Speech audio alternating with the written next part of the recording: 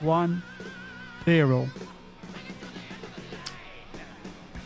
Okay, so I believe we are now live. Hello everybody, welcome to Burnout Paradise Remastered. Isn't much too difference between this and the original. We're going to crack on with this run. So this is bike percent, and to thoroughly just explain, we'll get straight to the run first. You'll see that I painted our rider in a lovely orange colour because of course this is BSG. So we're going to crack straight on with it. There won't be any music, it'll just be all the bike on this one. So timing's actually going to start as soon as I hit my trigger. So I'll give you a countdown from 3, 2, 1, go. Right, okay. So, to kind of explain a little bit about this run. So, you'll notice immediately for a start that we are riding a bike, not a car. So there is two different main categories for Burnout Paradise. There is the cars, which obviously involves doing like road rages and all that sort of stuff. And there is also the the bikes. So that's what we're doing today. Now, one of the things you just noticed that I do is I crash the bike straight away. This is actually saves time during the entire run. So on each race, when you get right close to the junction, it will respawn you. If you hit it at like top end speed, when it respawns you, it will respawn you right on top of the junction or quite close to the junction, and all you have to do is hit the two triggers, so the start and go point, as you normally do for the regular Burnout races. Now I will try and keep crashing to a minimum. It's not easy because bikes do crash a lot easier than cars do, so even the most slight move to the left and the right means that we're going to be crashing our bike really easily. They're very fragile. So I'm going to try and take it easy and not hit too many walls. So there's two bikes that we start off with. Now, because this is the bike percent, to explain what the difference is between the regular bike percent and the 100%. So in bike percent, it involves us completing all the daytime routes, which is the ones set during the day, and all of the nighttime routes. Now, there is altogether 19 of each, and the times that you do the different events in, so say if you do an event of, I don't know, say you do a certain event during the day, it might only be activated between 8 AM and 8 PM. So you can see that at the bottom left corner of our screen, we've actually got a clock, so it goes through. This was something that was quite unique about Burnout Paradise, that it had a day and night cycle, because we can actually keep track of what time we're at. We will actually be doing a manual override of the time, so you can see it says 8:03 right now. This is a 48-minute clock, so over the course of 48 minutes we'll do a full day and night cycle. However, if I time it well enough, now not to say that this is going to happen, but if I time it well enough, we can transition from day races to night races without having to do anything. And also, because this is the bike, there is a lot of different routes that we're going to be taking, a lot of which that we use during the regular cars percent. So for example, to get to the waterfront, we actually go across that little bit of the bridge there, cut underneath here, like so. This actually is the same for the Coast Guard HQ, which you can see here. So we cut through the middle of the park, go through the construction site, which is straight in front of us. Hopefully I don't get hit by any sort of car. And that was quite convenient that I didn't come off the bike there. And then we jump out the other side and we're back onto the road. Now, traffic is completely random, just to mention that to start off with. The traffic is completely random from start to finish. However, that doesn't necessarily mean that something bad will happen here. It's just a case of where traffic will spawn is quite random. There is a specific route that we are taking here. So, for example, after we've done this second race here, what's going to happen is we are going to now restart that last race. So we're going to go into our easy drive here. This is something that got added into the Burnout Paradise The Ultimate Box Edition. So when the game originally released, there was no restart mechanic. They added the restart thing, the free drive, whatever it is. They added that in the original game. So I just need to quickly check. I do actually have a map to show me which event to go to next. So each of the races is set in a certain junction in the city, and we want to be doing them in a certain order. So ideally, like I said, and again, crashing is necessary. But for the most part, the run's quite straightforward. A lot of the races are a kind of right. Okay, here's the start. Now you need to get to the finish. Each race is a point-to-point race. There's nobody on the road. It's just you. However, to get our rider license, our actual rider license, what we need to do, like I said, is do all 38 races. Now, again, crashing doesn't take too much time off, as you just happen to do it there. But like I said, I'm going to try and keep them down to a minimum, if I can do so. Like I said, the bikes are quite easy, but they're also very fragile to handle. In my opinion, when I started playing with the bikes on this game, there was a bit of, you know, are the bikes handling pretty good? But in some cases they handle okay. They're not the best handling bikes, but it seems that if racing games that have bikes in them, apart from if they're purely like MotoGP or something like that, they don't always seem to get the motorbikes right, the handling wise anyway. Also, we're going to take this nifty little shortcut here, if I can get it. There we go. Now, ideally, I want to land. There we go. And we're now onto the railroad tracks. Also, Tim, is there anything you want to mention whilst I'm going along my business?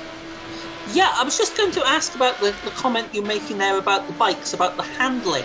Obviously, bikes and cars handle significantly differently. Mm-hmm. How, in your opinion, is that reflected in the game? Do you reckon the bikes are more accurate than the cars in terms of the way that they're designed to handle, or which do you prefer, basically, as well? It's a bit of a tricky one because there's, I think altogether 75 or maybe 76 cars altogether in the game. However, in terms of the bike selection, there's only 4 bikes, so the bike handling, it doesn't really vary too much between one bike and the next, but there is a few particular perks of a bike. So with a bike, you find it's easier to ride between cars, so to go through traffic, obviously, because you're a lot thinner, it makes it a lot easier to squeeze through them tight gaps that on a car you wouldn't be able to get through. But handling wise, it's a bit of a tricky one. I'd say the cars are a bit easier to drive because you can handle their slide a bit more, whereas with bikes they're a bit more, in my eyes, they're a bit more unforgiving. So some of the bikes will, I mean, in particular, like one of the bikes that we unlocked towards the end of the run, I believe, is the GP bike, which is basically a racing bike. It's not that strong. It's a very weak bike in terms of damage and how much you come off your bike. But the cars obviously take a lot more punishment and things like that. So, in my opinion, I'd still say the cars are better than the bikes. But again, every player is different with what game that they play. So, in terms of what everybody's into and, you know, what everyone's intrigued to play with and to see what fits their driving style the best, I definitely suggest trying to give this category a go and seeing if it suits your driving style. But for me, cars are a bit more easy, a bit more lenient, and the slide, like I said, is a bit more easy to control. You'll notice here that I'm going the wrong way towards the checkpoint. This is intentional. I'm actually supposed to be going up the railroad here. Now, I could have gone to my left, but because it was too tight of a turn, I thought I'd go on the right hand side. So believe it or not, this rail track that we're on right now, this actually gets used a fair bit during this run. And the main reason for it is that there's no traffic on it, for a start, which is a big win in my book. But also the fact that, well, you just get to go fast. There's nothing to it. There's not really too much stopping you. Obviously, there is big jumps and stuff that we are going to be doing. I'll try not to crash if I can do so. The bikes can be a bit unforgiving as well, so their handling, for example, is very random. It's, like I said, it's a bit tricky for a lot of people. Like, to get used to it, it is quite difficult. But yeah, you do get these little awards though, which makes it kind of worth it as well. So the bikes bring with them a whole different meaning to the game. So any shortcuts you could take in the car, you can obviously take on the bike. However, the turning of your bike will be a lot more difficult than the cars are. So, for example, if I wanted to use the cars, then I'd obviously use the cars for certain races. But it's not too bad, really. I don't find it too difficult. Also, since we're just finishing off the fourth race, and that's a fifth race then, we're actually going to go down some steps. Now, these steps are quite horrific in a car. In a bike, they're even worse, but this is what we got to do, because it's speed strats after all. So I'm going to take it easy with these jumps. I did, well, in practice, I did like go flying down them at some serious speed, and unfortunately took my rider off, so, which isn't good. But, yeah, now we're on to the start of the fifth race. Now, like I said, the timing of this is crucial, so we want to make sure that we don't crash too much or anything like that. Also, in this particular race, it says the Coast Guard HQ. Now, the Coast Guard is on the northeast coast. However, the quickest way to get there is, once again, taking this nice little train track all the way to the end. Now, you'll see that the mileage counter at the top corner, the top middle, is going a bit haywire at the moment. Or was going a bit haywire. But that's no problem, we don't have to worry about that. Like I said, the entirety, most of this journey is going to be done via the railroad. Now, we are going to be using it, as I said before, quite a fair bit in this run. However, it's one of them little tracks that you get used to. The one thing that always seems to bug me is this little jump here. Only because of the fact that on that particular jump, you have a chance where you'll go flying out of the jump, and yeah, before you know it, it'll just completely fly, you'll fling off course and you'll smash into wall. And obviously that's not what we want to do. So, like I said, for the most part though, we're going to be just flying using that road. The traffic is actually a lot more. So during these daylight runs, you'll notice that there's a lot more traffic on the roads that we have to get rid of. However, at night time, the traffic despawns a bit, so there's not as much traffic on the road. Basically, not as much stuff that you have to avoid, which is great. And one thing to note, and this is quite a key part of the bikes, is you have to constantly keep your finger held forwards. So, because the bike is leaning forwards, he's got a bit more momentum going forwards, and that's ideally what we want to do. So, in this case, that's what we are going to do. And that is the fifth race done. Just like that. 150, not too bad.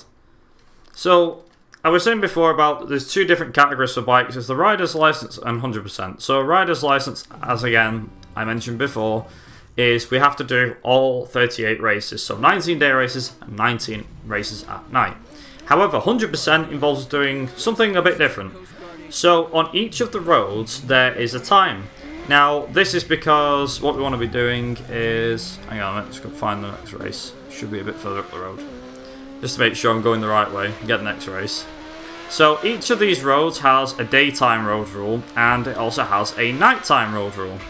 Now, the daytime road rule can only be set, I believe, between 8 AM and 6 PM or something like that, whereas the night rules can be set between 7 PM I think it is, or 6 PM and 8 AM, something like that. But basically each road has a daytime road rule and a nighttime road rule, so you have to master the game in two different directions. So also I'm going to go this way because I want to make sure that I can get onto the railroad again. Now, I could go, if I wanted to, I could go down the... It's not know what to do, go that way. So, if I wanted to, I could actually go down through the plaza. The tunnel that connects the two islands together. However, for this case, I'm not going to do that. I'm going to go a bit out of my way just to go up this railroad. Again, it's relatively straightforward, there's no traffic, so we should be fine. And again, we still have to travel a fair bit more distance when we get out of the other side, but that's fine. We will definitely make it up as we go along. I might lose a slight bit of time here, but it's no biggie. There is actually a, you could say like a New Game Plus category for this game too, which involves us just doing all of these races with the fastest bike. And the races obviously become a lot quicker, and I mean a lot faster. So originally they're not that much quicker, but on this game they become a lot more quicker. So, go down next junction, I think. Nice. Could I chime in for a second? Yep, go for it. Okie dokie. Well, just to remind everybody, you're watching BSG at Home 2020, raising money for Mind. Now, we do have a couple of incentives that we need to get looked at coming up fairly shortly. After this run, there's going to be the Wave Race run, and then we're going to have Lena's Inception. And what we need with that is we need to have a seed name, which is basically a file name. So it's 12 characters. So if you donate any amount, you can put your bid in for the seed name. That will actually affect the run itself. So we do need to get a name in for that. We don't have any entries at the moment. So if you get your donations in, you'll be able to get that. And one other thing, later on this evening, we're going to be running Electronic Superjoy. But at the moment, we're going to be running PG mode. So if you want to experience Electronic Superjoy in all its non-PG glory, we need to get the incentive met for that. And we're currently sitting on €22 out of 100 for that. So come on, folks, get those donations in. We really must have non-PG Electronic Superjoy. And for those who've never seen the game before, trust me, it's a treat. Oh yes, I can say firsthand from past UKSG events and ESA events as well. Electronic Superjoy is one run you do not want to miss. And that's going from someone who's watched the run a few times. It is hilarious. I'd highly recommend going for the non-PG mode. It makes the run even better.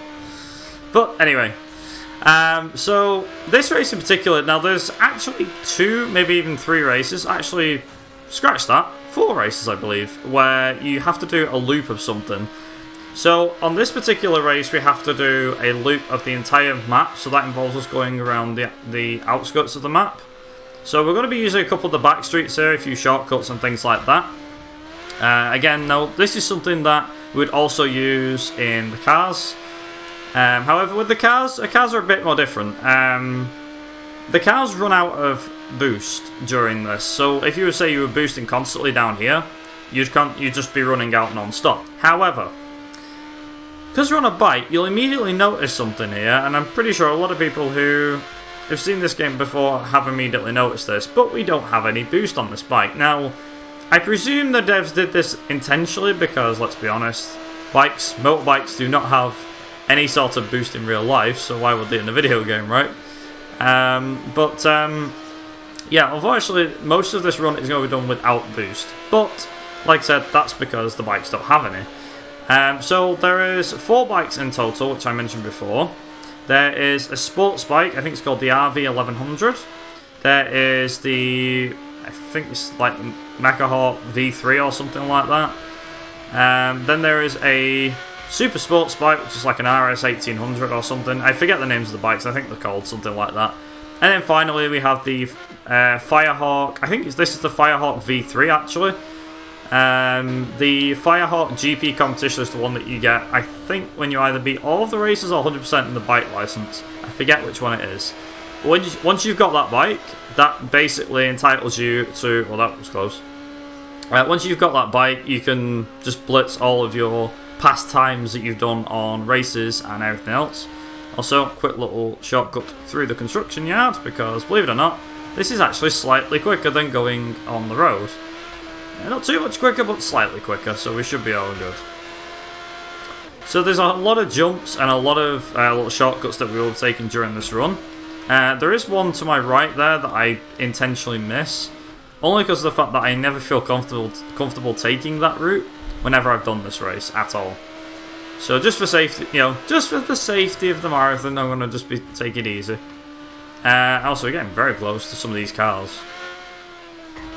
There is like a little track off the road there to our left, which goes right near the observatory, but we don't need it. It's fine.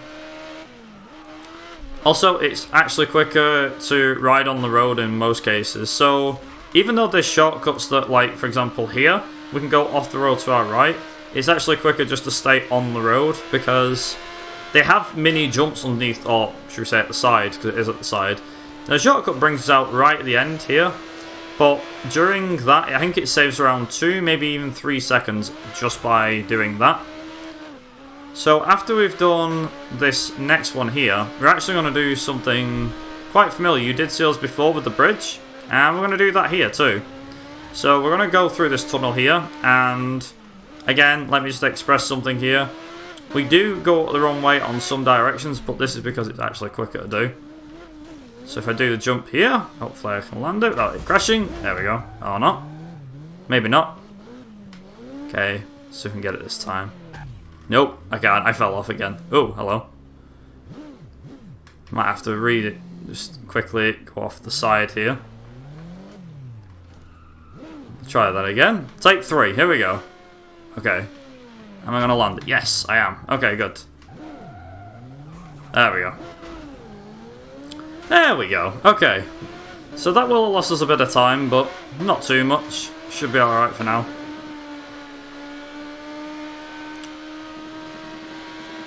So, as I said, we do use that railroad quite a fair bit, and the main reason I use it is because if we take that railroad there, it allows us to go through, take this road all the way down, and we hit the checkpoint here at the bottom, which is all cracking stuff. So this checkpoint here, it basically means that we stay on the same road the whole way around, and ideally this is the road we want to stay on the whole way for this race. There is a few shortcuts that we are going to take, but nothing too much. So let's see.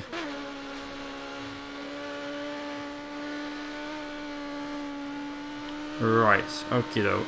So we got to go through this, so that's checkpoint 7 out of 8 done. Just cross through this little checkpoint thing here, like that. And luckily, the auto repair and the boost shops don't actually do anything, so our bikes can actually ride straight through these. Which is, like, you could say, a nifty little shortcut, which is great stuff.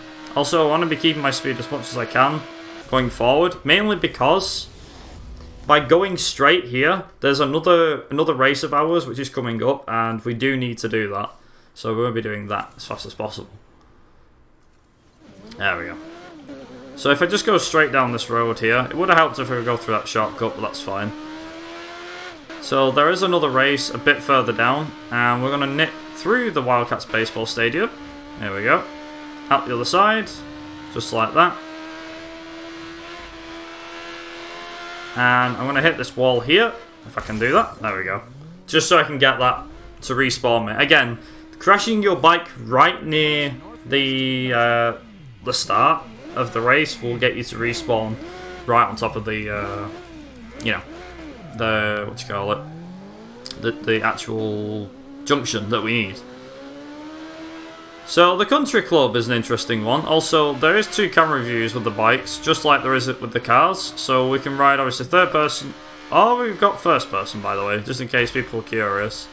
This is what the bikes look like in first person, and believe me, it's more terrifying when you hit a traffic car in first person than it is in third.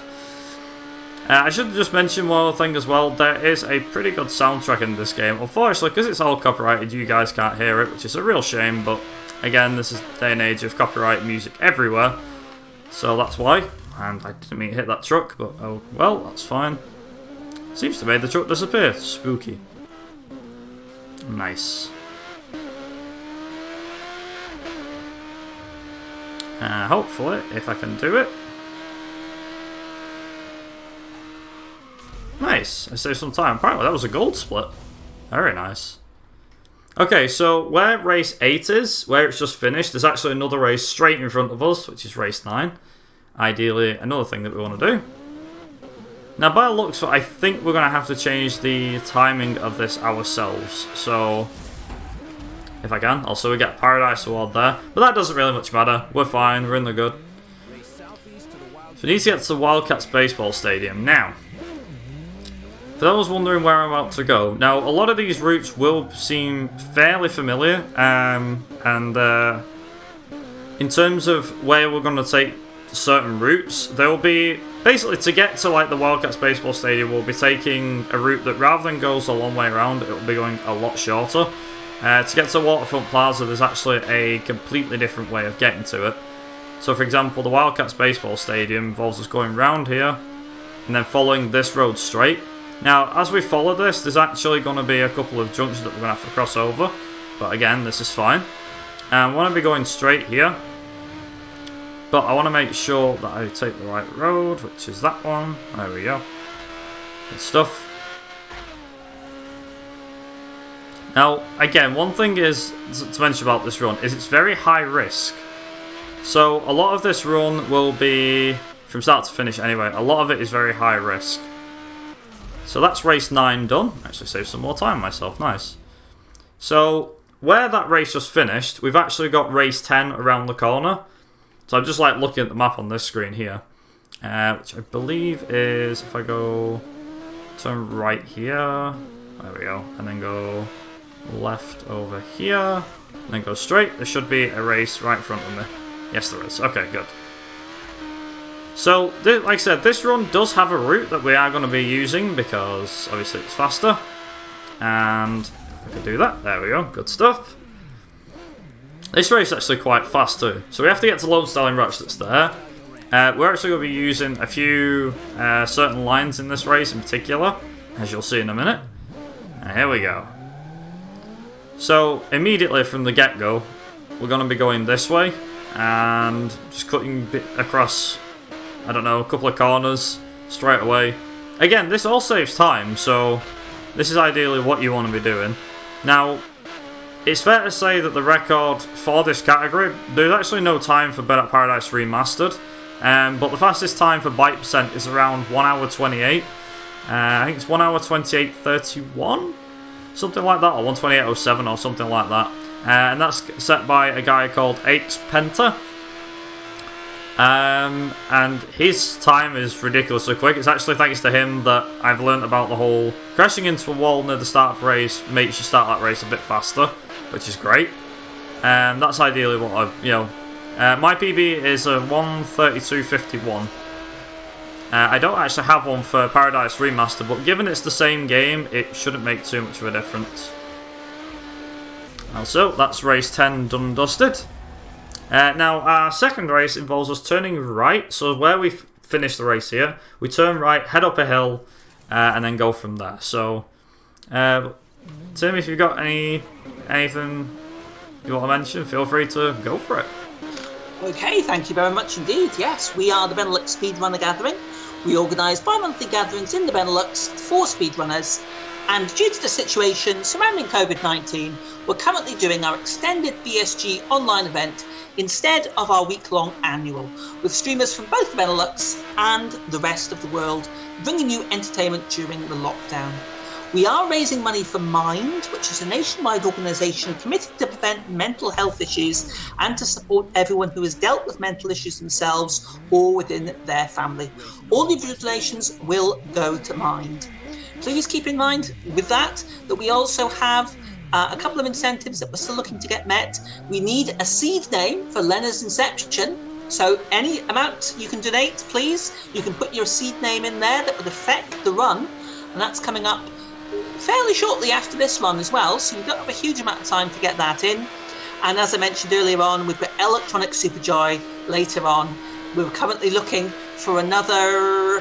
Let me work it out, 78 euros, apologies, 78 euros to get the PG mode turned off. So if you want to see Electronic Superjoy in all its glory, then please get your donations in. Thank you very much. Okay, so one of the certain parts of this particular race, I didn't want to hit the wall there, but one of the parts of this particular race is we'll still be using uphill drive, which is what this road is called. To do this race, only because of the fact that where the wind farm is, it's located right at the very top. So we'll be restarting the race after we've done this, and then probably be saving some time there, hopefully. Fingers crossed. Across the line we come, and that was apparently a gold split, so it's pretty good. I'm still about a minute and a half behind my PB, so this isn't going to be a PB by any stretch, but the more time I can save on my PB, the better, I think. So already we're about 28% in, which is ridiculous at how fast this run's going already. By the time we finish all of the night races, I believe it is around, I think like 50%, something like that. So, when you restart a race, it obviously respawns you back at the starting point, which is actually closer to, in some cases anyway, it can be closer to the next event that you want to do on the map, which is the reason why we're doing certain races. So when you do this race, for example, as I do that, crash, but that's all part of the plan, all part of the plan. So as we're doing all of this, it's actually not too difficult. Like I said, the game is fairly straightforward, there's not too much to mention about it. The run's fairly straightforward, the game's fairly straightforward. The cars, in my eyes, are a bit more RNG manipulation. Well, same manipulation, but a bit more RNG because you have to do things such as road rage events and things like that. And obviously in those road rage events, you have like a certain target to hit before time runs out.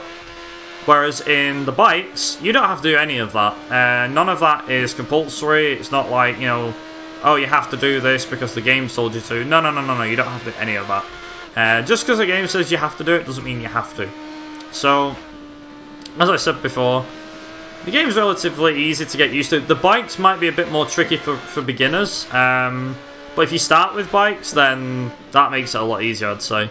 There isn't actually very many runners of bikes, mainly because also that was pretty convenient spawning.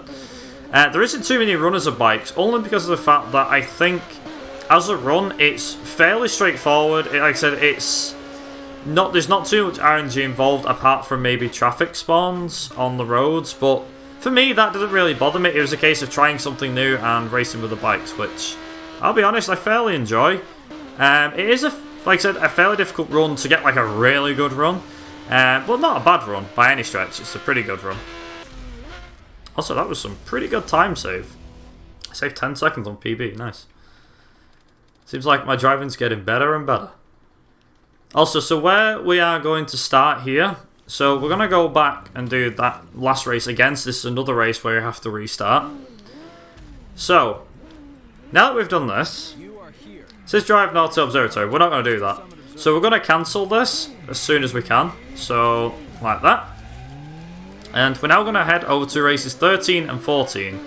Now, 14 actually shows up before 13 does. So we're actually going to have to drive past another event to get to the next event. If that makes sense. So, where 14 is, it's right here. Near the auto repair shop. But the thing is, in this game, you don't repair the bike. So in Burnout Paradise, normally, for those that have played the game, you have to repair your car, usually for the burning route to appear. However, on this one, you don't have to do any of that. So this is a checkpoint race. So the checkpoint race is quite good, mainly because we're now going to do a lap of the entire lake. So we have this lake on our right hand side, if I can get the camera to line up properly. And we're now going to do a full lap round this. So a lap of the lake is around, I think, 5 miles, maybe 6 miles, something like that. Obviously it's spread out over checkpoints, and you literally don't need to turn off the road very much. So the route that we're taking here, this is the easiest and most, as far as I know, the most straightforward way of doing this race. And the only thing you have to be careful of is obviously traffic coming at you, because there's a lot more traffic around the lakes, it seems. Must be spring break, I'd imagine.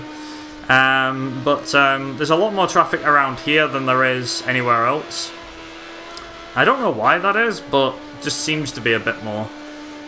So this can actually cause a bit of confusion. So when you come around this corner and get this checkpoint, there's a bit of a split road here. You have to really turn in here and go straight on here. So this road's quite convenient for one of two reasons. So the lake, or well, the dam that's here, we're going to be flying off that later on. I think we're doing it during the day and at night. So ideally we want to make sure that we don't, you know, mess that up too badly. Should be fine, but again, we'll find out when it comes to doing that race. One thing I do want to explain though about Burnout Paradise is, like I said, other than the bikes being a unique thing, if you play the remaster, the main difference between this and the original, obviously other than the graphics, is you get most of the vehicles already given to you. Not every single vehicle, but most. That's the easiest way of putting it. Also, I saved a lot of time on that one too. Also, if you hit a wall hard enough, and then cutscene, what it does is it respawns you, like that. Which is pretty good. And that basically means when you respawn, it's a lot easier. So, I'm just going to do that. There we go. So we got another burning ride to do. And we got to get to the naval yard. Now, the naval yard... Excuse the barking. Yeah, excuse the barking. Doggo! Even my door can't keep the sound out, so apologies for that. But, yeah, so this one's relatively straightforward. So we're going to go all the way down this road here. Just follow it straight. Now, there is two ways of getting to the naval yard. Now, you can take the risky route, which is go down the dam and take those roads that are nearest. Or you can do what I do, which is I'm going to jump off the dam itself from a different angle. One that's a bit easier to get to. So normally the thing tells you to turn left. We're not going to follow its instructions. I mean, we've been off the beaten path for most of this run already. Why stop now? So we're going to do this jump off here. Land it. Nice and easy. The best thing is, you'll get to see me try and do that jump at night. So imagine doing that jump when you cannot see, it's pitch black, nothing can be seen at all. So it's one of them things. The night ones, in my opinion, the night racing's a lot more intriguing because you won't know what's hit you until the very last second. So if a night, if a car comes at you from the middle of the night, you won't even know till it hits you. Also, that's race 14 done. So we've got 15, which is, if I do a loop, if I turn around, basically, go behind myself, I've got to turn around, so give me 1 second, I'll turn around. It's actually right near the junkyard, which is down this end of town. So there's 5 scrapyards around Burnout Paradise, and we're going to be not using any of them, believe it or not. In the main cars room, which I believe has, or something along those lines, has been shown by Nimputs before. That run involves using several different cars. In the bike percent, you use the same bike the whole way through.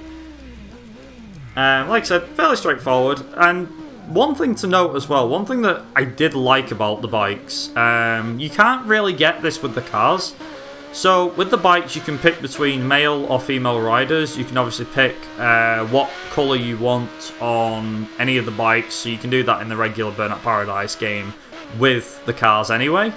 However, with the Firehawk GP competition, I think it's called, which is like the sports racing bike, you can actually pick what country your rider is from, and depending on the country will depend on what gear, like the colouring of the colouring of the rider. So for example, if you say you're from the UK, it's blue, red and white. If you're from Brazil, it's like green, yellow and blue. It's quite a cool little concept. I very much enjoy it. We're going to go down here, turn right, and head towards this. Lovely stuff. Apparently, that was quite close to my PB. Very nice. Actually, it was half a second faster than my PB time. I'm quite impressed with that.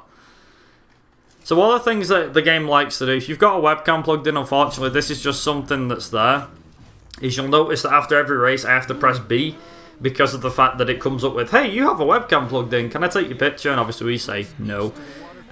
Because OBS is capturing my webcam, it doesn't actually like my webcam at all. So it'll come up, it'll go, oh hey, you were using your webcam, can I use it? It's like, no, because OBS is using it. That's quite funny. Also, I'm just going to dodge past that van there. Nice. Nice. Okay. So, we're going to restart. After we've done race 16, 17, and 18, we're going to restart the races.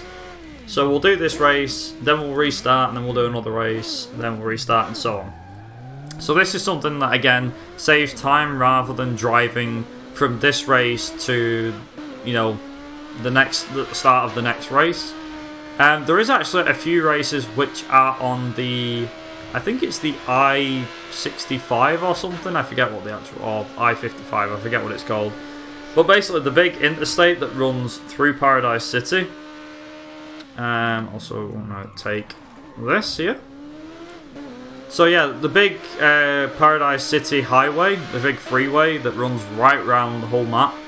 There is actually one or two races which are on there, which will be very useful. Now, there's two ways of me doing this race. I'm going to be a bit less strict on myself here and just use this route. it's a bit easier to use this. So this looks like it's going to be a PB split again. Yeah, another PB split, nice. 5 seconds up, sweet. You'll notice that a lot of these races are very short, aren't you? So it says the rider license, it says we've got an L. However, we don't have to worry about that L, that's no biggie. The L bit's fine. Also, just for context, I am playing this on PC, it's the quickest version to run. This game is available on the Xbox 360 and PS3. The remaster is obviously available on the Xbox One and PS4, and it's quite easy to get hold of as well. I highly recommend getting hold of the remaster though, only because of the fact that if you buy the original now, the online servers do not work, so if you want to play online with friends, then you're better off buying the remaster. That, and also all of the races that are in Paradise City Remastered, they're not unlocked, but most of the cars, so like all the DLC cars are in this version, and can easily be, it can easily be a lot faster. You can easily play the game a lot more quicker. So for example, at the start of Burnout Paradise Remastered, you could get something like the Extreme Hot Rod, which is a hot rod with infinity boost. Didn't mean to do that. Can I get put on the freeway? No, I can't. That's not good. I don't know why it didn't put me on the freeway, because I missed the jump. Okay, and there we go. Okay, now we're on the freeway. So it's the I-88, there we go. Didn't know what the name of it was, now I do. So I'm going to use the freeway here, because, believe it or not, this is actually a fast way to get to the Wildcats baseball stadium. And there's something which allows you to come right off at the end. So as soon as you get near the end, near the Wildcats baseball stadium, you can just come flying off the road, and there's the finish. And that's it, really. There's not really too much else to explain. Like I said, the run's fairly straightforward from start to finish, and like I said, I know I've kept emphasising that over and over and over, but it is a relatively straightforward racing run. If you like bikes, this could definitely be the run for you, just saying.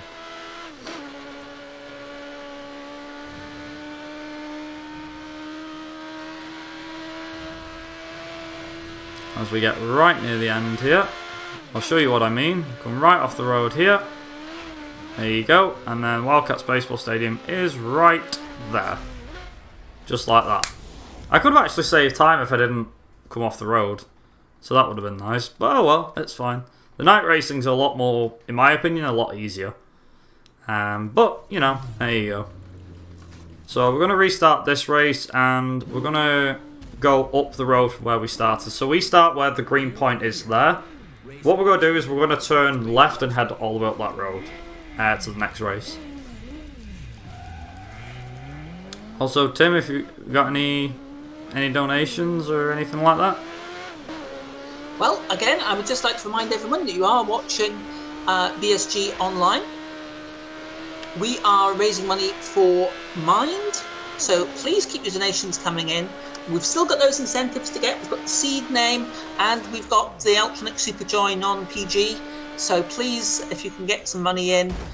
Remember, we are raising money for Mind, which is a nationwide organisation committed to prevent mental health issues and to support everyone who has dealt with mental issues themselves or within their family. All of donations will go towards Mind. And in every region of the world, mental disorders surpass 10% of the population.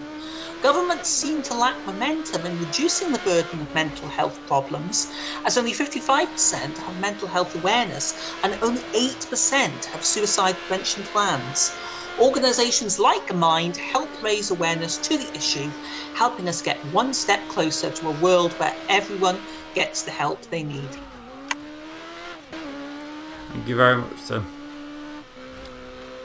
So, how I mentioned before about the dam, this is the part I was on about. So there's a particular route here that we're going to try and use. Hopefully I can, oh maybe not. Just as I said that, it just happened to do that. Okay, so I ideally want to go down, there we go, like that. That's what I wanted to do. I actually wanted to jump onto this part of the dam over here, and then just slow down a little bit. Come off here, there we go. This is actually the quickest way to get to Lone Stallion Ranch, because it brings you out here, where the bottom is, over here. And all you got to do is literally just turn the corner, and there's your finishing point down here. So again, we will be restarting this race when we finished it, like that. Just because of the fact that when we finish this now, so believe it or not, after this next race, so after race 19, that will actually be the last of the daylight races. And then what we need to do is we need to then go into the time of day setting, change it to midnight, and then start doing the night races. So this is where daytime, where we can see everything clear as day, literally, where you can see everything clear as day, will now become our worst nightmare. Because when it goes into nighttime mode, you can see. However, the only thing we're going to be really worried about now is whether we can see a person's tail lights heading the other way. So this is quite it's a dangerous game that you play. So like during the day, it's fine. Like you can get used to playing the daylight races, but as soon as you get to the nighttime races, it gets a lot more scary. So on this, we have to do a lap of the top part of the map, and we've got 4 minutes to do it. However, we're going to do it in about 2.5, roughly. And then once that's done, that is the daylight races done. So we'll be switching, like I said, we'll switch into the nighttime races, and as I mentioned, nighttime races get a lot more terrifying because you won't know what's hit you. Bear in mind, going through the streets on a bike, in my eyes, is absolutely terrifying in Burnout Paradise. If I haven't said that already, it is extremely scary. So imagine doing the same thing in the dark. You can already imagine why I'm saying it's so much scary. How much more scary it actually is. Especially doing the steps bit here. So on this road, you remember how we did the steps going down, we did the drop and everything? Yeah, we've got to do that at night. Which, like I said, is terrifying. It's scary. There has been a few little tweaks that's been made to this game between the original. I'll be honest, when I bought the remaster for the first time, I wasn't sure if I could spot major differences with the graphics, but honestly, you can tell like the lighting and, you know, the quality detail and like the rock interfaces and things are a bit better and a bit more in focus.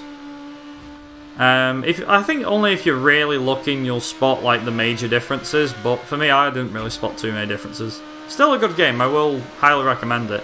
In terms of running this game for the first time, it is extremely aggravating, is that the word? Probably is. But in terms of, like I said, doing several runs, your best bet really is to do a couple of runs and get used to where everything is. Each run, just to put it out there, it's a bit like Burnout 3, when I did that for ESA, is that each run can be more RNG than the last run you did. So you might get a run with the perfect RNG, and it works out really well, and it's like, hey, new PB, or even a world record if you're fast enough. Whereas with this one, it's more a case of, not only do you need to be fast, but you really need to put your foot down. It's kind of scary at how fast you need to be. And it's all about getting to like the next event and making sure that you barely crash into traffic or barely take yourself down or anything daft like that. So we're just coming up to the end of the daylight races here, and I believe I'm going to save time, so that's good. There we go. Good stuff. So that is the daylight races done and dusted. And now what this means is we're going to go into the game settings here. Like so. Go to the game options, and now what I want to do is do that. Change it to midnight, and now what I'm going to do is I'm going to go down here, and now, ooh, now it gets challenging. Because now it's pitch black and we can barely see. And that's not even a joke. You can literally barely see where you're going. And don't worry, like I said, crashing into walls is all part of this. So we've no need to worry. So I have to drive from here to the naval yard. Now, recently I found a better way, I believe, of doing this race. So we're going to do that better way. It's a bit easier to do. The naval yard is as south as you can get it, really. It's right at the very bottom of the map. Same with Lone Stallion Ranch. So what we're going to make sure to do here is I'm going to try my best not to hit any cars. Again, this is the lake at night, so there is still going to be traffic on the roads. One thing that is a bit of a plus though, now that I think about it, is that at night you can actually see the headlights of the cars and the tail lights. So it's not too bad, really, when you think about it. And also, it's not too badly lit. It's quite lit. So, ooh, okay, that was close. Right, so, if I can get it. There we go. And jump onto the freeway. Yes, I can. Good stuff. So, there is actually a jump that I want to take here. I believe is here. There we go. And then now, we go straight. And take a right here. I think it is. There it is. Nice. And there we go. So that actually seemed quicker as a route, and it did actually save me time. It saved 6.5 seconds, which is pretty good.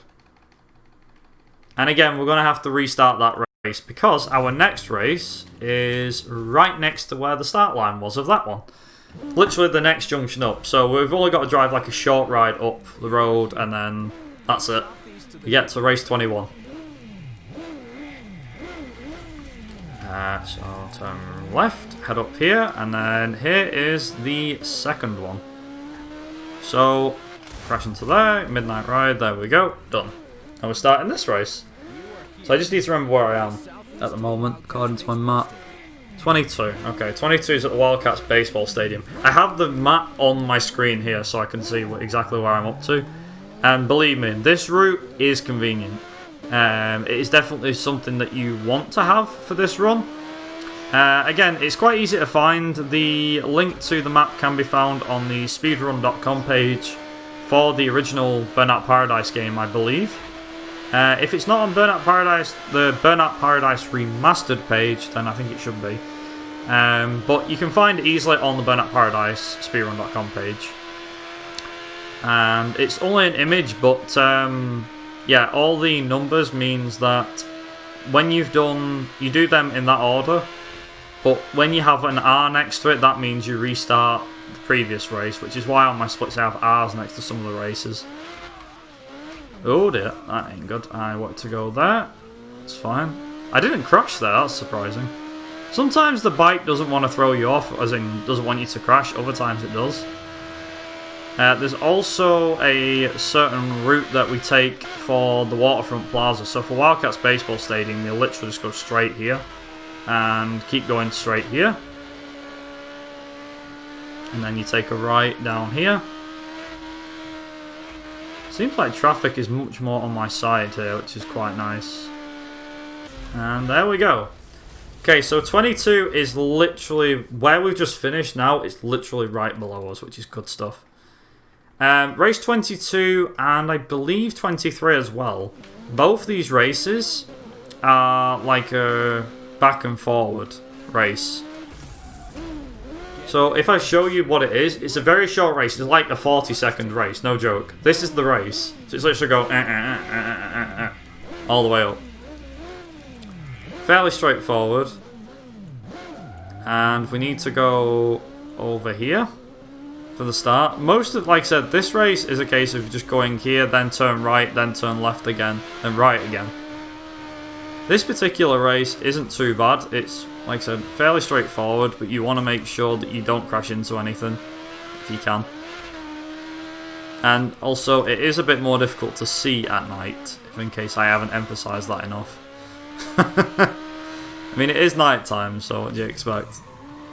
So this last turn here can be a bit tricky, but for the most part, we're good. And there we go. And I also saved 1.5 seconds on my PB there. Nice. 37's pretty good. I had a 38 in practice, so I'm keeping an eye on stage times, the times for the races.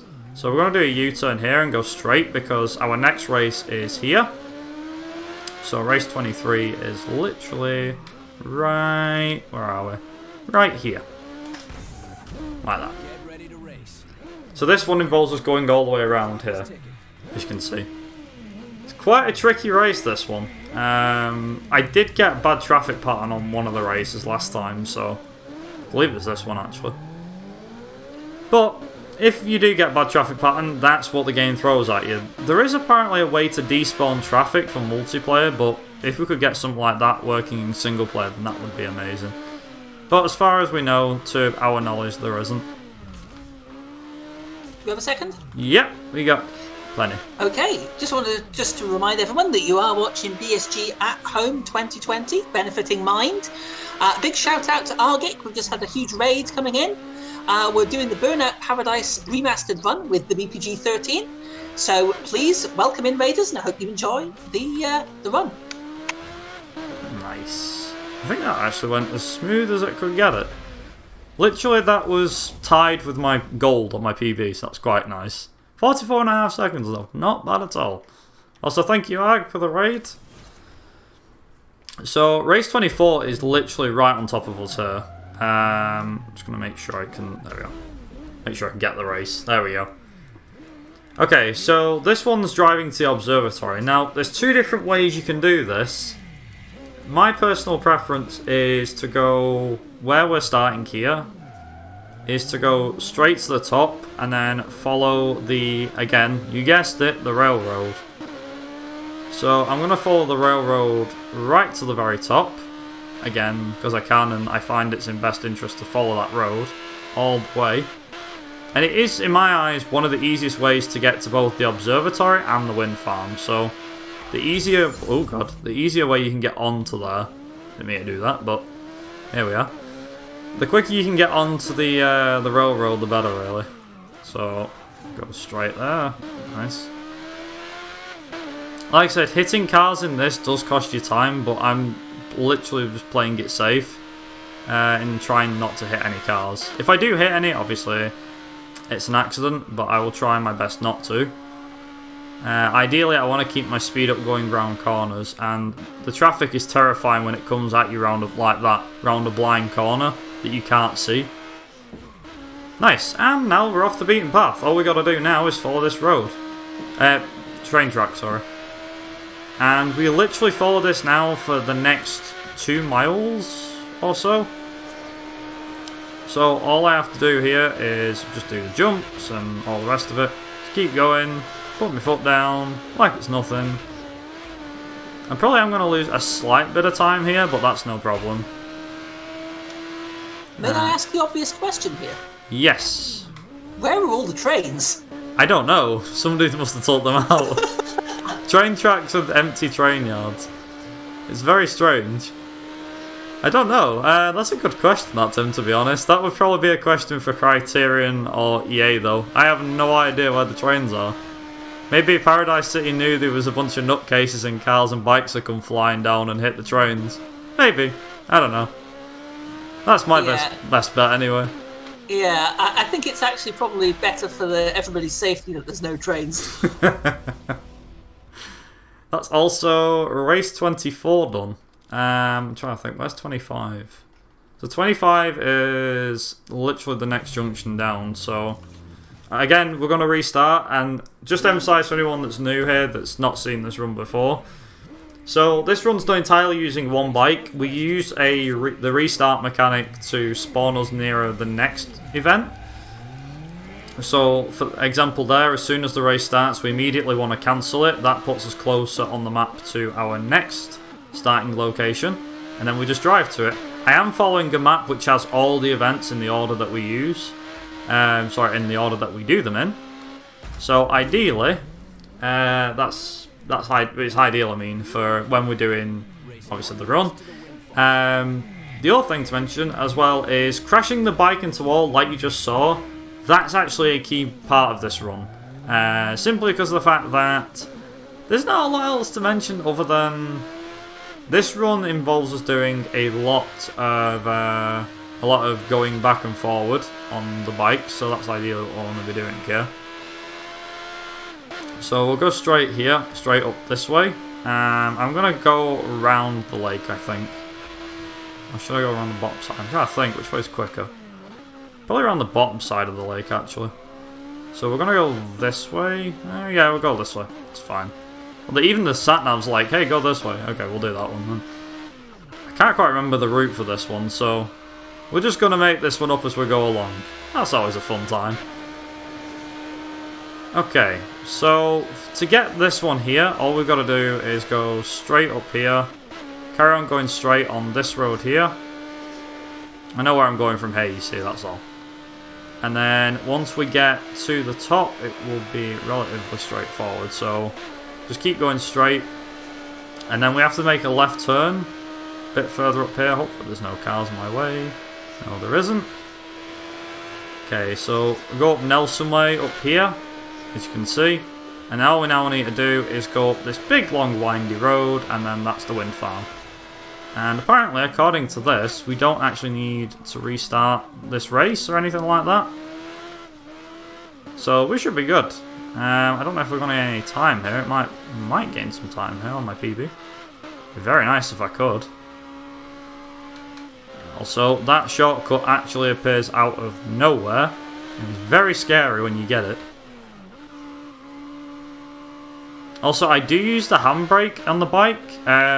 It doesn't really have much of a use, but it has some sort of use. Also, there we go. That was actually 9 seconds faster than my PB. Very nice.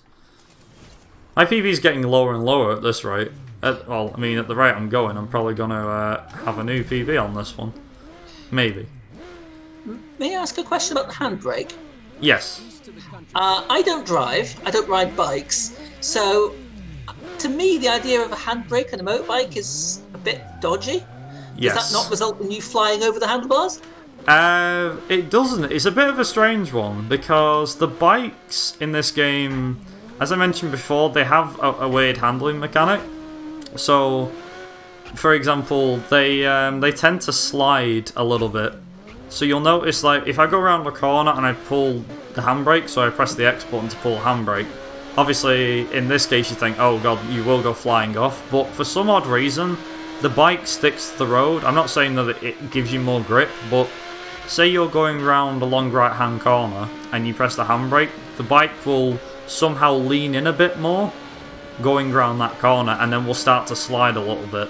I don't really understand the logic in this game's mechanics for that handbrake in particular. Also, if this was real life, that rider would have been decapitated then. Yeah, it's a weird mechanic that just doesn't line up. I mean, it's Burnout, so obviously all the mechanics are not probably going to work to a lot of people. But yeah, I don't really know, to be honest. I couldn't give you a straight answer on that one, Tim, unfortunately. No problem. It's just a very interesting question to pose. I mean, maybe I'm expecting things to be a bit too realistic here.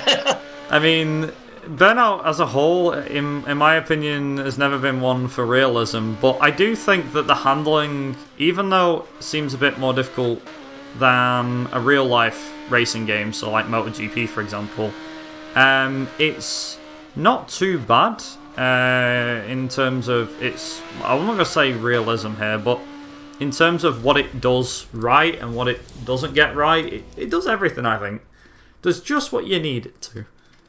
So I'm looking for race 27. I believe that's the one I wanted.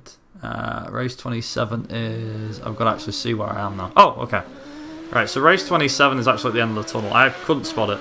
I lost the track of this one last time, which was bizarre. So race 27 involves us having to... That was very close. Involves us having to go down the freeway. And it's at the very end of the freeway. But, yeah, like I said, this game's never been one for realism. I could definitely say that much. But the one thing that I think that Burnout Paradise, in my eyes, gets right more than any other racing game I played is the online replayability. In my eyes, I think Burnout Paradise has one of the best multiplayer. You can actually take the bikes online as well, which is pretty cool. You can't do any challenges or anything, but you can take the bikes online, which is pretty cool. But I think it has one of the best multiplayer replayability factors, because for those that have never played the game before or don't know about its online structure, so in online you can obviously just drive around and crash into each other and have a laugh, basically. But with the remaster, because they give you all of the cars, you can do game modes that were exclusive to the original game, providing you had the DLC. So obviously, if you buy the original Burnout Paradise or Burnout Paradise The Ultimate Box, you don't get any of the DLC, so you have to pay for all of the DLC. I think it's all been taken offline now, so you can't buy all the DLC even if you wanted to. which is a shame, but what can you do?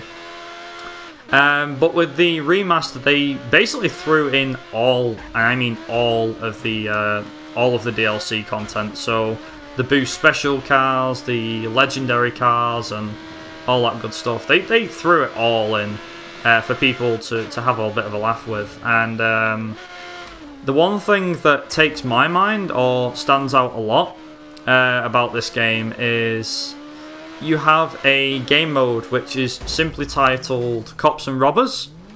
And Cops and Robbers has, say you've got 4 people in a room, in an online lobby. It can go up to 8 people, but you can have 4 cops versus 4 robbers, and basically there's gold in the middle of the map, or in a certain location on the map, and it is the robber's job to get that gold and take it back to the hideout, and it is the cop's job to retrieve the gold and to get it back to the cops, the police HQ. And one thing to note about that game mode is it's very fun to do, because there was me and a few other guys from the Burnout community that wanted to have a try and play it. So we had a play of it the other night, and it was only 2v2. But even between the 4 of us, we had a blast playing it. And the one thing that the gold tends to do is whoever picks the gold up, their car is slower. Now, not only that, one other thing that you need to factor in about this whole, about the whole cops and robbers thing is you also need to keep this in mind, which is your cars don't have any boost. So normally when you play Burnout Paradise, you have boost. But with Cops and Robbers, none of the cars have boost, meaning the car's speed is exactly what you get. And you can also have, between all of you're all either in the set car, or you can pick whatever cars you want. You could be driving the fastest car in the game, but you could also be really slow when you pick the gold up. So it's basically like a game of cat and mouse. So I think games like Dirt 3, for example, which is, Colin McRae Dirt 3, the rally game, that had a cat and mouse mode, and that was basically one person was in a Mini Cooper and everyone else was in Audi Quattros or big monster machine cars. The mouse, which was the Mini Cooper, had to get to the end of the line before the other team's mouse did. And this is kind of similar. You basically, whoever picks up the gold, if you're a robber, you've got to take your robber teammate. If you're a cop, you've got to take down the robber and pick the gold up and get it back to police HQ. So, like I said, it's a very fun, in my opinion, a very fun game to get into and to play. And it's even more fun with friends. In my eyes, I've very much enjoyed the game online. So, but again, that's just me. So, also drive northeast to Country Club. So this one has an interesting route. So if you probably briefly see, there's like a triangle formation. Don't know what shape I'm supposed to be drawing. Triangle formation junction. And that's actually going to be useful because I'm going to be looking for that triangle formation junction, as I know when to turn off. So, believe it or not, you just sit on this railroad track here, and we're going to be coming off this at some speed, so I need to ideally look for the exit here. So you can actually follow this for quite a fair distance here. Just past this junction here, there's a little opening, as you can see, which we're going to hit at some speed. Now, again, remember the junction I mentioned here. So, this next left-hand turn here, we're going to be turning here. And there is a car there, but that's fine. I didn't want to respawn on that road, but okay. Game said yeah, and I said no.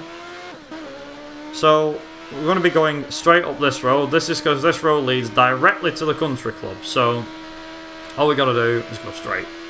Done. Nothing more to say. Also, for some strange reason, every time I see all those billboards there's a woman smiling. I don't know why. For some weird reason, I keep thinking it's Bob Ross on the billboard. I have no idea why. Just when you catch a brief glimpse of something, you're like, that's not such a body, is it? And then you look a bit more and you're like, no, it isn't. I don't know why. It just looks like Bob Ross sat in a poster. Be quite funny that Bob Ross presents Burnout Paradise Remastered.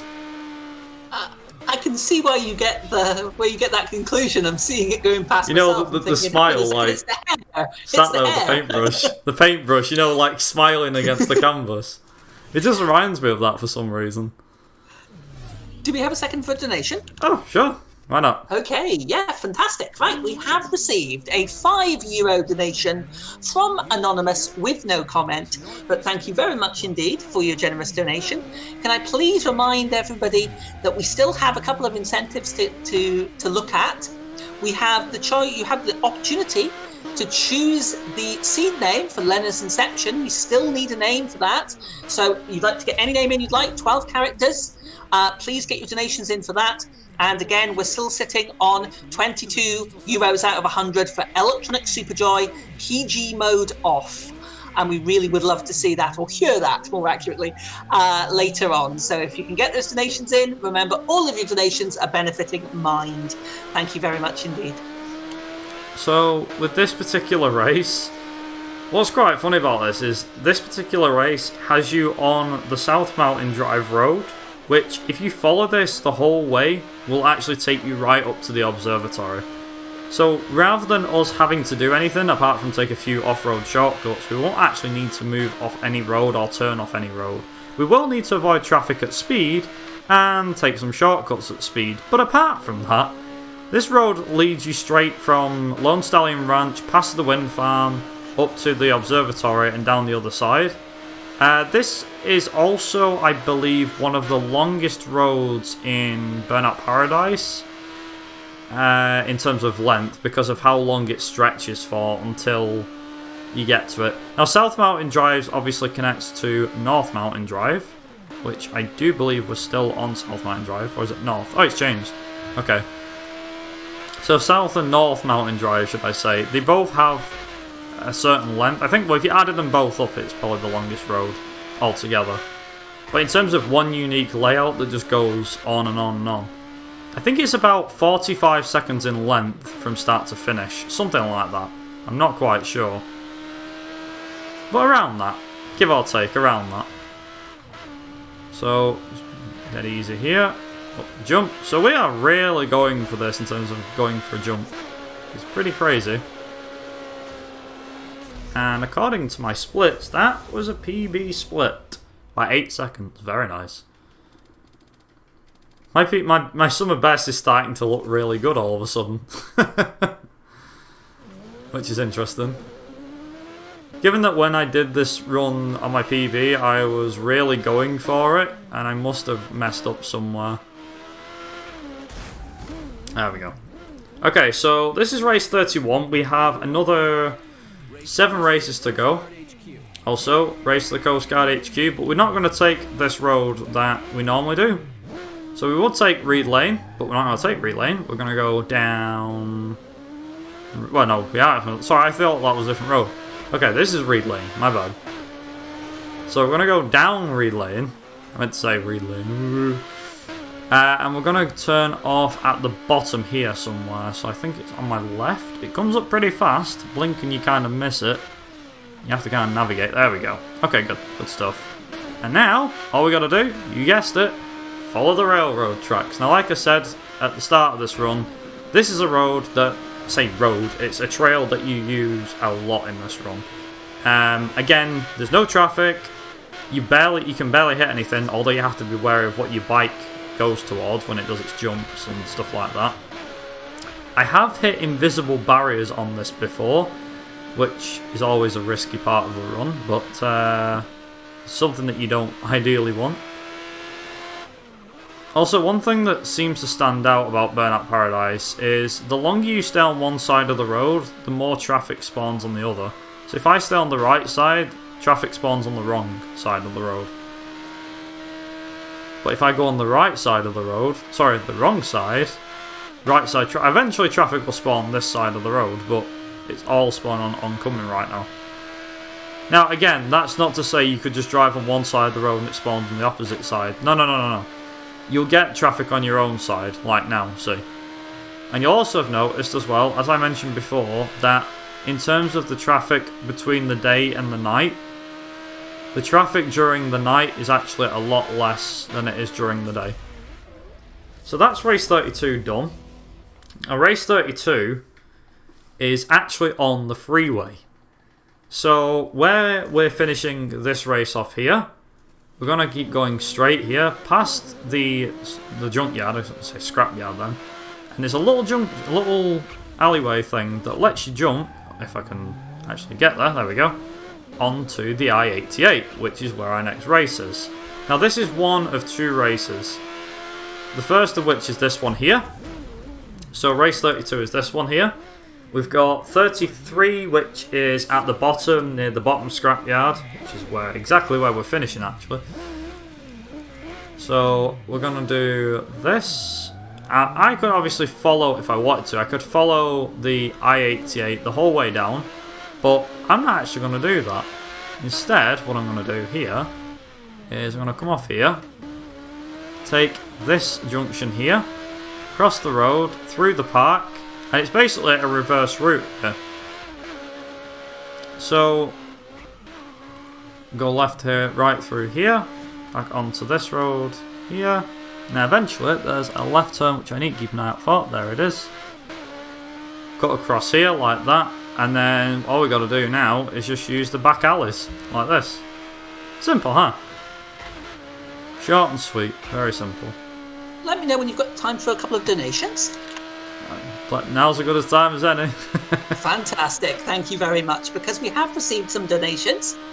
We have received €10 from Azura Sarah, who says Lena's Inception, and thank you very much indeed. That goes towards naming Lena's Inception seed, Azura Sarah. So thank you very much indeed for that generous donation. And we've received €18 from the legendary Danstad. Danstad is excited for Lena's Inception. Go kick butt, TRSCP. Let's send you off to the world of BSG at home for this journey. Keep on grooving all and stay safe. And they have assigned that donation at €18 towards naming the Lena's Inception seed BSG at home. So if you'd like to get your own suggestions in for that, please keep those donations coming in. Thank you very much indeed. Thank you very much. So on race 33, as you no doubt saw, this is another one of them races that involves us going around the entire map. Now, we've already done a day race, but how does it fare at night? Well, honestly, about the same as it does during the day. Now, unfortunately, we can't use any snazzy shortcuts, or not too many anyway, because we do actually need to get these checkpoints, and the quickest way of doing it is to literally go around all of these races and get the checkpoints in the order that you can see them. Now, for safety's sake, I'm going to cut. You can cut through the Wildcats baseball stadium to cut out that bottom corner there. And so, just need to make sure I don't mess that jump up. Very nice. So there are a few shortcuts I can take. It's not like I'm not taking any here. I can take a few. You'll notice as well the time limit is 9 minutes. Don't let that freak you out, because 9 minutes seems like a long time for a race. You can do it in about half that. Not even kidding. So, like I said, it's about 4.5-ish minutes. There is a case of just going through the streets here. All I have to do really is just, again, ride my best and put the foot down. And again, let me reiterate, riding in this camera view is absolutely terrifying. Now, I would ride in that camera view, but I'll be honest, I feel very uneasy when I race in it. Because you go in at speed as well, and you don't know what you're going to hit. Because obviously you could hit a car coming the other way, or something like that, and obviously that's the last thing you want to be doing. So we'll just take it easy. And you guessed what's going to happen next. If you guessed what was going to happen, which was taking the railroad, you would be 100% correct, because that's what we're doing again. Because it's the quickest way to get to this junction. Now we do have to cross the checkpoint. We can't race past it because it won't activate the checkpoint. So I am going to need to come off the road just to get to the checkpoint up here. So it's a case of, like we're going to the observatory, which is obviously what we normally do. except we're going to take it a bit easy. I'm going to slow down a bit here. There we go. So that I can do that. There we go. Very nice.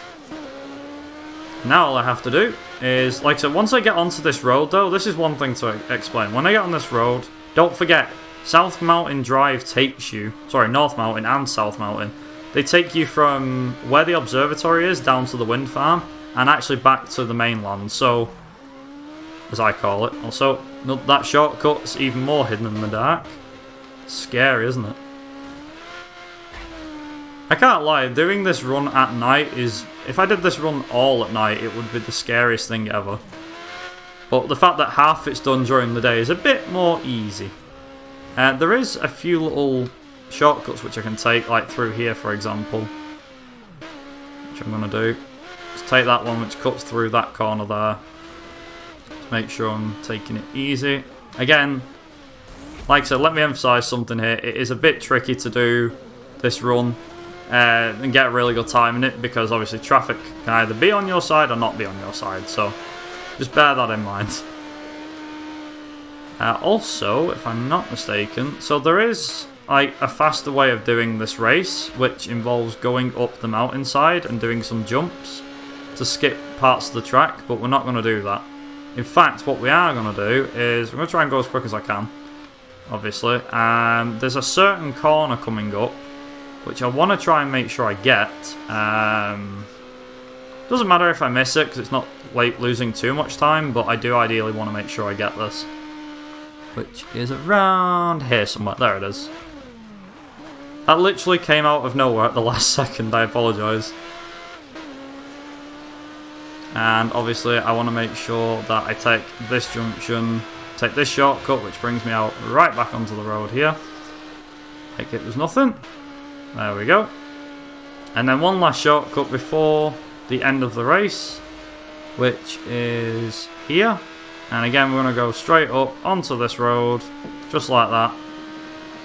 And we're actually going to drop down off here. So in a minute, there's going to be like a load of grilling like this. Drop down onto, use that to have a softer landing. And then just keep going. Keep going straight, just like that. Nice and easy. Watch for that obstacle there, and then now comes an interesting bit. So where the end of that race is, there you go, 5 minutes, not too bad. So where the end of that race is, there's one on the freeway. So now involves us doing a little bit of driving, not too much, but we are going to need a little bit. So we're going to go straight up here and make a left turn. Hopefully that hitting any cars. That was very close. Oh boy. Make a right turn onto the freeway up here. And race 34 is this junction here. So I want to try and make sure I hit one of these bollard things. Like that. Because it stops me faster and allows me to do that race. Okay, so we've got a second. Yeah, go for it, yeah. Sure thing. Yep. We have received another donation. We have received €28 from Waffle Power without a comment, but they have put that donation towards the Electronic Superjoy non-PG incentive. And we're now at €50 out of 100. So if we want to be a little bit edgy and a little bit non-PG for the upcoming Electronic Superjoy run, we only have €50 left to go. Let's see if we can get that met. Thank you very much indeed for your generous donation. So, on this particular race, most of it involves us driving down the highway. Alright, sounds fairly straightforward, right? Doesn't sound too difficult, except you do need to do a jump or two to get off the road, and that's where it gets a bit tricky.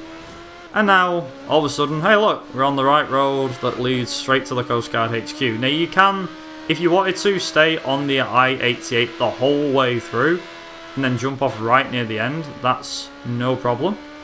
But obviously in my case, and for the safety of this, I'm going to do that. So, should be alright though. And now what we need to do is, when this race is now finished, which it obviously is, I need to restart this race and go to the next one, which is a little bit up the road, it's not too far. So if I just restart that last event, again, like I said, this is quicker to do it this way. So we're going to actually need to go into oncoming traffic here, which is going to be scary, but not too bad, I promise you. So we need to go up the I-88 a little bit here, cross over into oncoming traffic, and take the junction off to our left, over here. If I can get it without hitting anything, there we go. And now, what we want to do is, there is a race, where is it? Actually, I just missed the exit for it, oops. It's actually down here. Yeah, I was going to the wrong race. Okay, there we go. Come on, bike, don't let me down. Nice. Okay, good stuff, good stuff. Nice, okay. Anyway, staying on track. So, like I said, we've got 4 races to go. And believe it or not, the last race is also going to go to Waterfront Plaza. So this race does, and also the last race. Now, I believe the estimate I set for this was 135, if that's correct. I believe it was 135. So we should be just about underestimate with this one. By about a minute or so, I'd hope. Depends how well this last bit of the run goes. It might go a little close to estimate, but not under. Not over, I mean. I will try my best. The more minutes saved, the better. Also, by locking the time of day at midnight, having it constantly set to that means I don't have to worry about the time ticking over into midnight or anything like that. It's actually a lot easier. So, when I come over this jump here, there is actually a little alleyway. There we go. I actually got it this time. That I need to get, which I obviously did. There you go. There's also this little shortcut as well. So, when you get to this junction here, you take a left here, but immediately following that, there's another left turn. Follow that and go straight. And then just follow this road straight. It'll take you to the end where Waterfront Plaza is. All I need to do is just put my foot down, lean forward as much as possible, and there we go. 35 is done. So we got 36, which I believe is a few junctions up. Not too bad. I only lost about 2 seconds there, so we're all good. So 36 is actually a fair bit of a ride away. So I need to go from here, across the islands, shall we say. Oh god, that's a truck. That's not what I wanted. So if you remember where we started last time, there is one particular race, which if I can get it, there we go. So I beat a night road rule, cool. So I want to be going up here, and then it's right at the top up here. So it's just here, that's a car, I don't want to hit that. Also, hitting a car is slower than hitting a wall, believe it or not. If you hit a car, you have to watch that cutscene where it's like, you crashed, wrecked, blah blah blah. Whereas if you hit a wall, it's instant black screen, it respawns you instantaneously onto the, you know, the road. So, Lone Stallion Ranch, 3.5 mile, fairly straightforward. We're going to take the same route we took in the very first race, because believe it or not, we haven't been here since race 1, so that was quite a while ago. So we're going to cut down here through this car park, as we do. Take a left down here, through here. Now, there's 2 ways of getting to Lone Stallion Ranch, but I'm going to keep it simple. We're going to just take the same route that we did when we went to that other place. We went to the... I can't remember the name of it now. No, I was going to say Lone Stallion Ranch then. We went to the race at the bottom, down here. Nice. Nice turn, that was pretty good actually. Smooth, man, smooth. And now we just lean forward, put our foot down, and here we go. So 37... Yeah, 37 and 38 are very close to one another, so we'll be doing 37. Then, once we've done 37, which, like I said, is only at the top, so it's not too far away.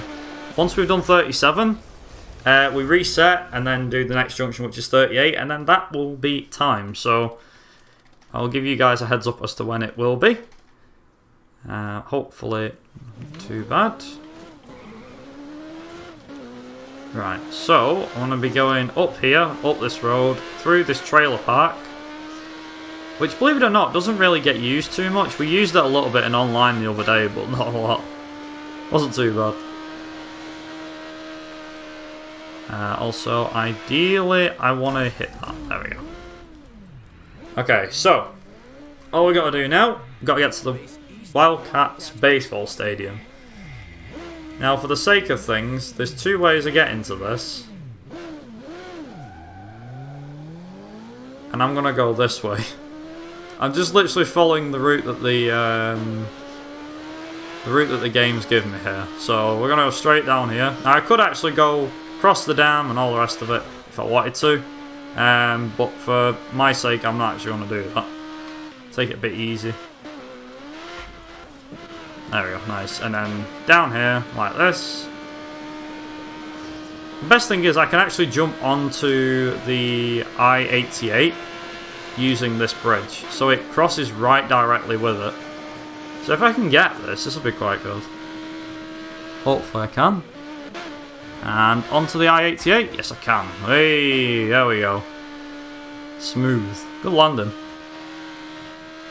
So all I need to do now, like I said, just follow this all the way to the end. This literally leads right to the end where the Wildcats baseball stadium is. Nothing more to it than that. And then, like I said, when we're finished, all we need to do is just, yeah, restart the race and then do the last race. And then that will be time. So, hope whoever's ready on the timer is ready. We have about another minute and a half yet, but I'll let you know.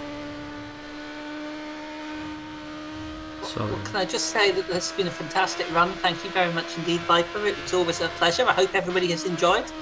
How do you feel it's gone? You've done very, very well, I think. At this current moment, I'm quite happy with how it's gone. I mean, there's only one more race to go, and not a lot can go wrong with that.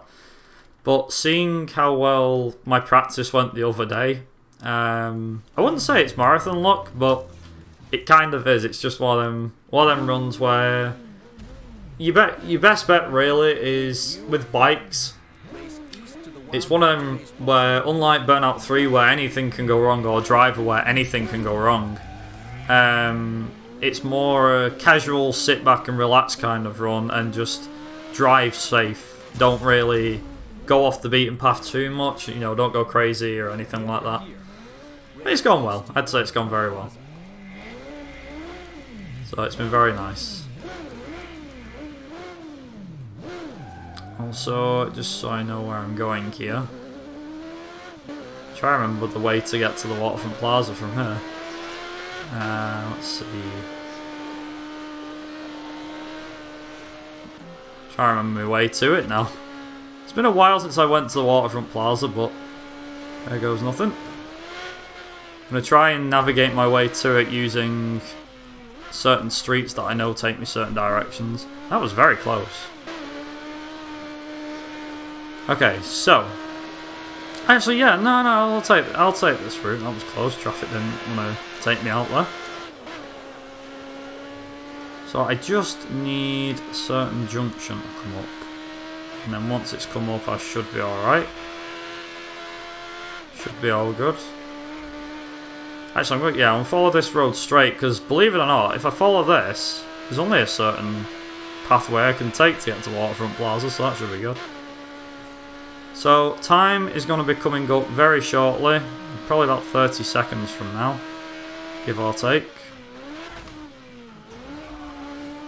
Oh boy, that was close. Let's see.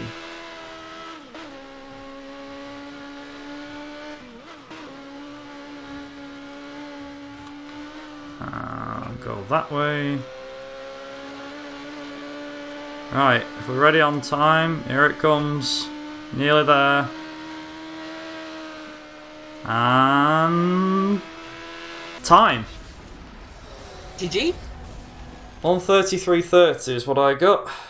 And that is the rider license. So that's any percent really for the bikes. Also, No photos for me, no photos thanks. We don't really get anything other than the Firehawk, which like I said is the racing bike. That's pretty much it, there's not a lot to it. Also, there's the Bob Ross, which is the fake Kinect show apparently. But yeah, that's Burnout Paradise Remastered. Like I said, the original game has the same categories as the remaster does, so you're not going to miss anything if you play the original or the remaster. Highly recommend giving bikes a try. It's very straightforward, there's not a lot to it. Other than, again, it's just A to B, practicing what routes to take and things like that, and finding new shortcuts. I just want to quickly say thanks to BSG again for having me, for doing 2 runs this week, for doing Stew a Little on Wednesday, and for doing Burnout Paradise today. Have a good marathon, and enjoy yourselves for the rest of the BSG marathon, and yeah, thanks very much for having me. Take care.